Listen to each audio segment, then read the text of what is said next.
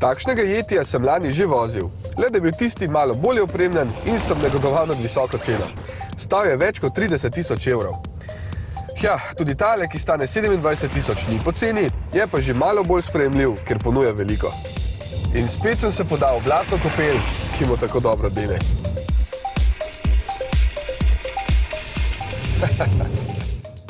Nekako se mi zdi, da so Čehi našli odličen recept za SUV vozilo. V njihovi zgodovini je to sploh prvi SUV, gre pa za nekakšno terensko nadgradnjo Roomsterja. Torej ga odlikujeta nič kaj tipična škatlasta oblika in značilna Škodina maska.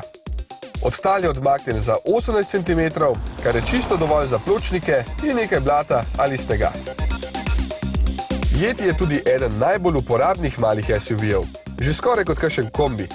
Čeprav njegov prtljažnik v osnovi meri dobrih 400 litrov, ga je zaradi samostojnih sedežev možno povečati na več načinov. Po potrebi pa je vsak sedež lahko tudi hitro odstranljiv. Kot pri takratnem, tudi tukaj škripa plastika nekje v desnem delu armaturne plošče. Torej gre očitno za serijsko napako. Sicer pa se odkupi z odličnim položajem za volanom in dobro preglednostjo.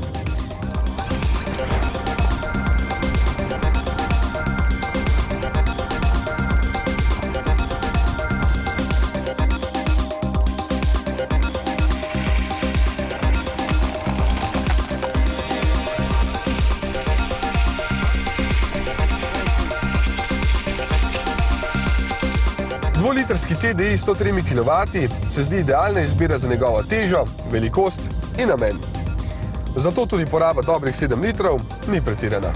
Ampak kljub temu, da ima najnovejšo tehnologijo s skupnim vodom, ni tako uglajen kot pri nemških bratcih.